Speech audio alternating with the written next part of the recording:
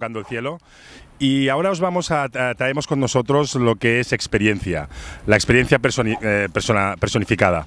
En ella se encuentra Enrique Queralbs. Buenas noches, señor Queralbs. Buenas noches. Buenas noches, gracias por la invitación y felicidades por el programa. Estamos encantados, lo de buenas noches ha sido un poco de broma, porque con esta luz espectacular que hace en este magnífico emplazamiento, pues bueno, es evidente que hay mucha. Es la noche de los tiempos. La noche de los tiempos, ahí queda eso. Lo veréis, tiene aquí se va a congregar mucho y aquí vamos a sacar mucho tema con el señor Queralbs. Toda la experiencia que ha atesorado, él ha hecho Derecho, Económicas, Diplomacia también. Quiso. A ver, cuéntenos eso de que quiso. Sí, vamos a ver, yo me presenté a las oposiciones a la Escuela Diplomática el año 62 y 63, justo recién acabadas las carreras. Éramos ciento y poco querientes de tener una plaza en la Escuela Diplomática, cuando habían 5 plazas que se podían obtener. Me presenté, en el primer examen no me hicieron ni caso, el primer año. El segundo año que me volví a presentar, después se tenía la costumbre de ir a visitar a los miembros del tribunal para que hablaran sobre el examen, que me tumbaron también. Y entonces el presidente del tribunal, que era el conde de Lavascués, me dijo de que me habían tumbado porque desgraciadamente en francés había pronunciado mal la palabra Inglaterra.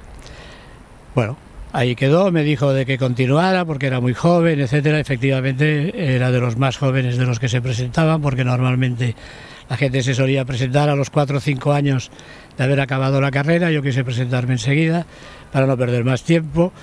Y entonces me dijo, bueno, siga usted, etcétera, etcétera, ¿no? Me dio ánimos y yo decidí dejarlo correr. Entonces me dediqué a hacer algo que podría relacionarse un poco con la diplomacia, que era lo que estaba en aquellos momentos naciendo, que era el comercio internacional, que ha sido en definitiva lo que ha marcado un poco toda mi existencia empresarial.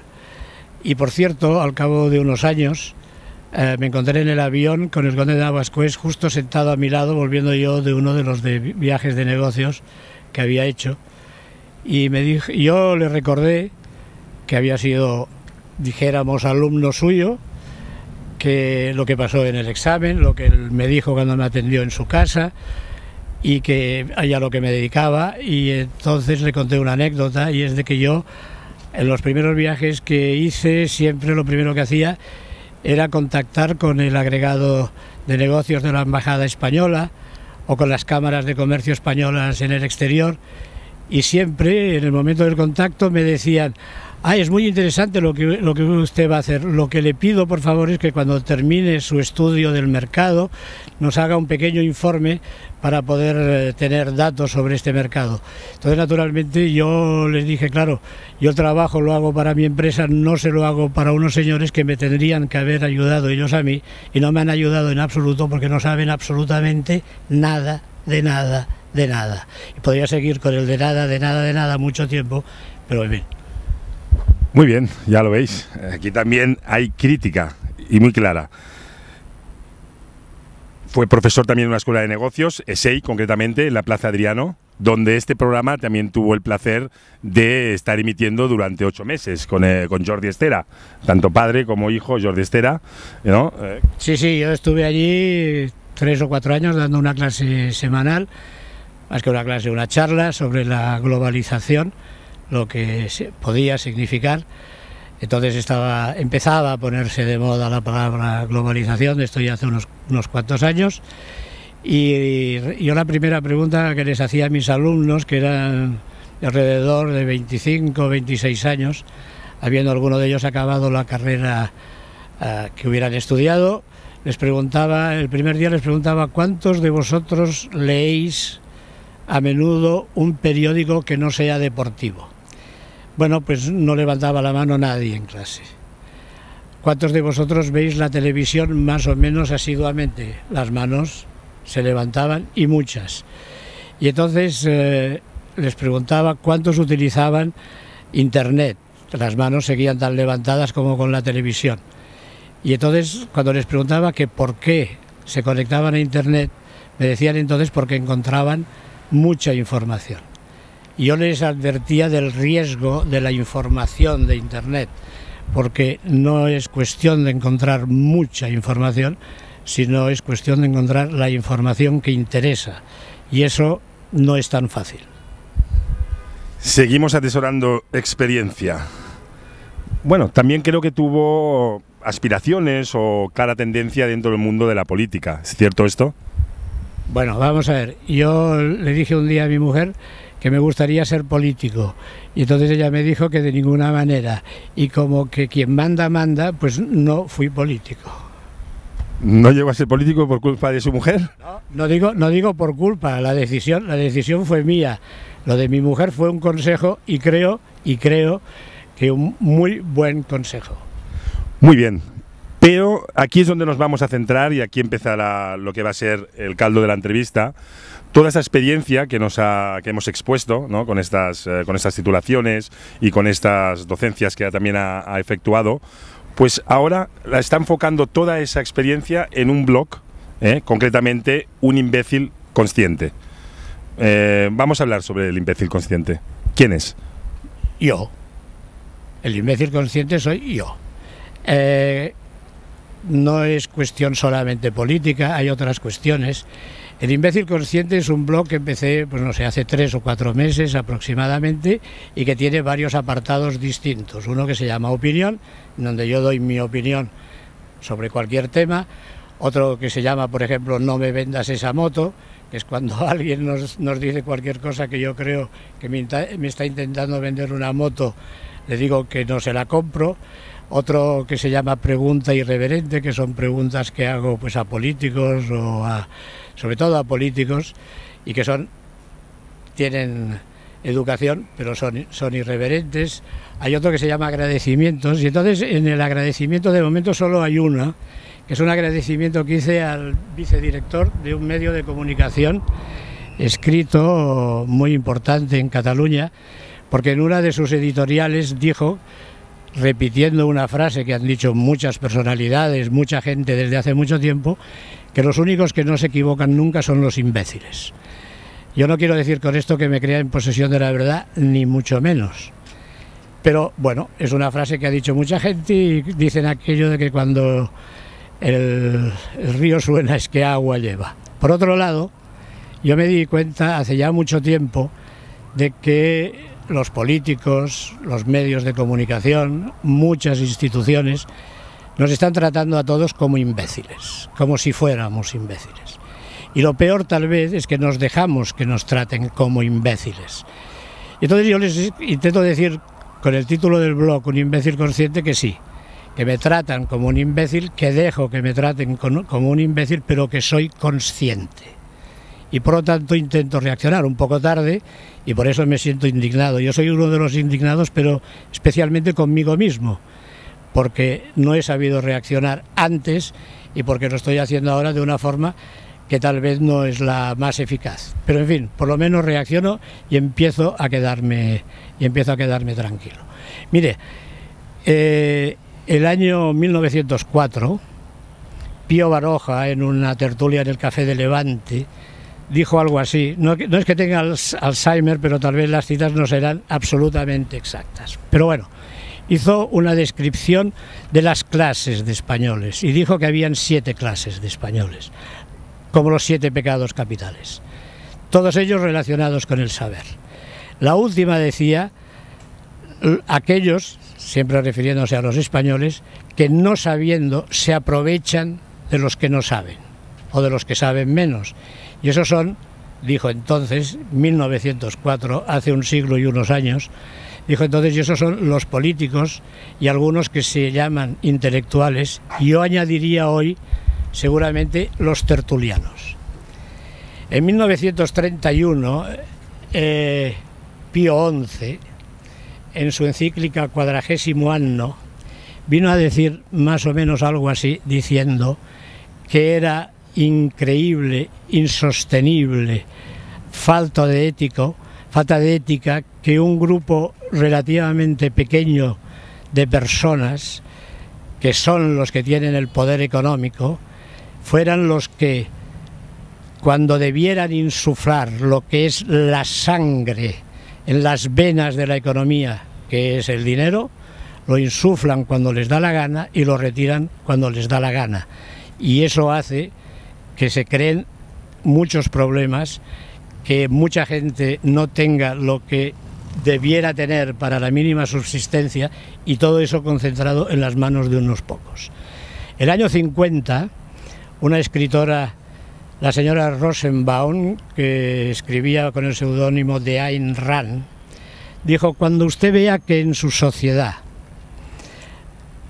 los que ganan más dinero, los que le tienen que dar permiso para producir, son los que no producen nada. Cuando usted vea que la corrupción se está haciendo dueña de la vida pública y que las leyes no le protegen a usted contra los corruptos, sino que protegen a los corruptos contra usted.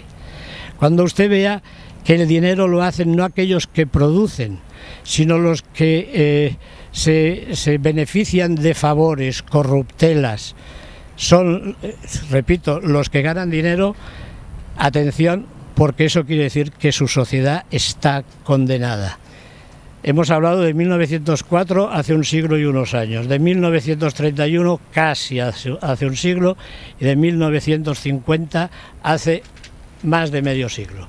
Y seguimos igual, seguimos absolutamente igual. En España, me decía el otro día una persona que contestó o colaboró en una de las entradas de mi blog, decía: es que la democracia en España está al revés.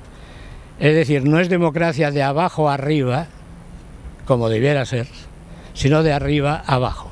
Si uno se fija en cómo está organizada, y creo que tenía toda la razón, si uno se fija cómo está organizada la democracia, y desgraciadamente, no solo en España, aunque muy desgraciadamente en España, en que ni los partidos políticos, que son los que debieran ser ellos mismos en principio democráticos, lo son. Ejemplo, que se decida un sucesor a dedo del que manda. Eso antes se llamaba dictadura. Los que cuando un señor dimite, diga él quién le tiene que suceder. Eso de democracia, desde mi punto de vista, tiene poco. Es decir, los políticos se han hecho dueños, como una casta increíble, de una sociedad a la que debieran servir, entre otras cosas, porque cobran de nosotros, y además ellos se preocupan de cobrar muy bien, y no solamente de cobrar bien, sino de asignarse prebendas que no tienen el resto de los españoles. Bueno, pues yo creo, como decía Ayn Rand, que nuestra sociedad está condenada. Mire, en la Constitución hay un artículo que dice: todos los españoles son iguales ante la ley. Cualquier españolito de a pie necesita haber cotizado 30 años antes, 35 años antes, para poder disfrutar del máximo de su pensión. Los políticos, con 7 años les basta. Cuando los políticos, cobrando la pensión, cuando dejan de ser políticos y cobran la pensión que les corresponda, pueden trabajar en cualquier otro empleo. Cualquier españolito de a pie no puede trabajar en ningún otro empleo, etcétera, etcétera, etcétera, etcétera. Bueno, pues lo que yo intento es, en mi blog, hacer patente esto, que lo sabe todo el mundo, que no soy el único que lo dice por descontado, pero en fin, así de alguna forma saco un poco mi vena política, por un lado, y por el otro lado me siento un poco menos indignado porque estoy reaccionando. O sea, el imbécil consciente pretende evidenciar todos estos casos que están ocurriendo y ponerlos sobre la palestra para una especie, bueno, para fomentar un debate, para dar un punto de vista, una opinión, ¿no? Entonces, desde aquí vamos a proponer que, evidentemente, como creemos que aquí hay bastante experiencia, ya hemos explicado un poco toda tu trayectoria, tanto profesional como formativa, y creo que aquí hay mucha, en el imbécil consciente vamos a encontrar bastante caldo de cultivo interesante para toda nuestra audiencia, bueno, pues que podamos lanzar con una periodicidad algún tipo, pues bueno, abordar algunos puntos que puedan ser trascendentes para todo lo que es el mundo de la economía, el mundo de la formación, esos aspectos que hoy en día precisa la economía, ¿no? Y donde todos estos jóvenes empresarios van a necesitar tener perspectiva, ¿no? y alguna referencia, pues que pudiéramos tener contigo pues algún punto de vista. Por descontado y cuando queráis. Déjame decir una cosa al empresario, que yo lo he sido. Es una tontería. Cualquier empresario que realmente lo sea me dirá, menuda tontería, dice este. Me parece muy bien, lo advierto desde el principio. Que sigan y que sigan. El empresario emprende, el auténtico empresario emprende, por mucho que le caigan encima chuzos, tochos, ladrillos, políticos, corrupciones, corruptelas, etcétera, etcétera, que siga, que emprenda, porque ellos son los que van a sacarnos de lo que es una crisis o no es una crisis, de la situación ahora, antes, mañana, después. Ya lo veis, está muy claro. Tenemos aquí un claro exponente de lo que es nuestro programa, de lo que es nuestra esencia, de lo que intentamos día a día, haceros ver de que aquí todavía se pueden hacer cosas, que hay gente con experiencia que te da la visión, que nos da y nos puede dar la visión de lo que debemos hacer y lo que deberíamos seguir haciendo, de que se han vuelto críticos, ¿no? Bueno, ha sido crítico toda la vida, ¿no? Bueno, sí, yo he sido bastante crítico, ¿qué le vamos a hacer? Es que todas las personas nacen, lo diré en latín para que no se escandalice, porque en latín me imagino que ya no lo debe saber casi nadie, menos los de mi edad, inter urinam et feces, excepto los que lo sacaron por cesárea. Y entonces, bueno, pues todos somos bastante parecidos. Lo que pasa es que unos nacemos de una forma, otros nacemos de otra, unos con el cordón umbilical envuelto en el cuello, otros con más pelo. Yo nací con pelo, aunque no lo parezca, otros con menos, unos rubios, unos con los ojos azules, unos grises y tal. De eso no tenemos ningún mérito. El hecho de que yo sea crítico creo que tampoco tiene ningún mérito, porque nací así. O si ahora me hiciera un poco el chulo y dijera como Ortega y Gasset, yo soy producto mío y de mis circunstancias. Eso nos gusta y aquí hay personalidad. Sabéis que tenemos en LinkedIn, en Facebook, en Twitter, en todos nuestros grupos, nuestras redes sociales. Le iremos proponiendo aquí al doctor, casi le voy a llamar al doctor Caralps, si me permite. En Sudamérica me llamaban doctor, y cuando se enteraron en Alemania de que estaba dando clases en esa universidad, a partir de entonces me llamaron Herr Professor. Herr Professor. Bueno, pues bien. Doctor, Herr Professor. Experiencia, en definitiva. Vamos a irle proponiendo unos temas que consideramos que vosotros vais a pueden ser interesantes para todos vosotros, y los iremos posteando en todos nuestros muros para ir generando unos debates y que al final todo ello nos pueda aportar valor. De hecho, podemos iniciar con el blog El Imbécil Consciente, alguno de los, ¿no? Imbécil consciente. Un imbécil consciente. No, el imbécil consciente, porque serían demasiados. Si los imbéciles volaran como los fantasmas, en fin, ahora no veríamos sol y sería la noche que tú decías al principio. Pues muy bien, del blog del Un Imbécil.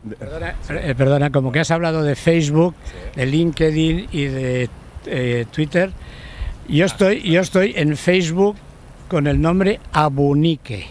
Abunique. ¿Nos vas a explicar Abunique, porque cuando tuve la primera nieta, me dijeron, ¿cómo querrás que te llamen tus nietos? Yo dije, lo que me llame ella.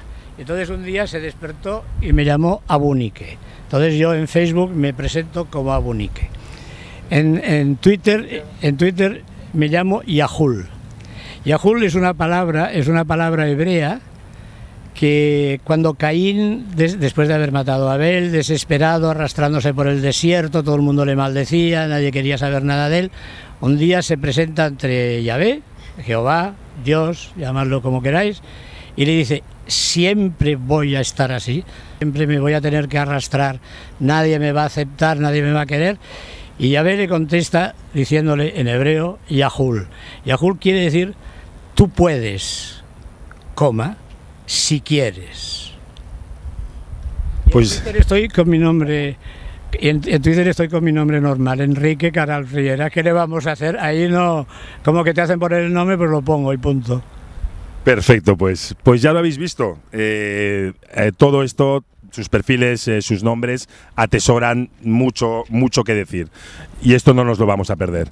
Con lo cual, estaros atentos porque ya en breve vamos a postear alguno de los posts que tienes en el blog de Un imbécil consciente, ¿vale? Y aquí, a partir de aquí, generaremos toda una serie de debates que esperemos aporten a todos nosotros. ¿De acuerdo? Vamos a pedirte unas palabras para tus nuevos compañeros de Hoy Negocios, porque acabas de firmar un acuerdo de colaboración con una nueva gente casi sin saberlo. Pero bueno, como estamos en directo. Les vuelvo a repetir la misma tontería de antes, que sigan, que no se dejen atemorizar por las circunstancias. El emprendedor nace. Puede haber no nacido emprendedor y haberse hecho, lo creo, difícil, porque el real emprendedor es el que sigue, y el que sigue, y el que sigue. Que sigan, por mucho que les caiga encima. Adelante. Yo añadiría aquí la palabra Yahul, ¿correcto? Efectivamente. Y además, si quieres, lo complicamos un poco más y decimos: si queremos, coma, podremos. Perfecto, pues ha sido un placer tener aquí al doctor o al GER Enrique Caralps con todos nosotros y estaros atentos porque va a seguir. Muchas gracias. Y hasta pronto.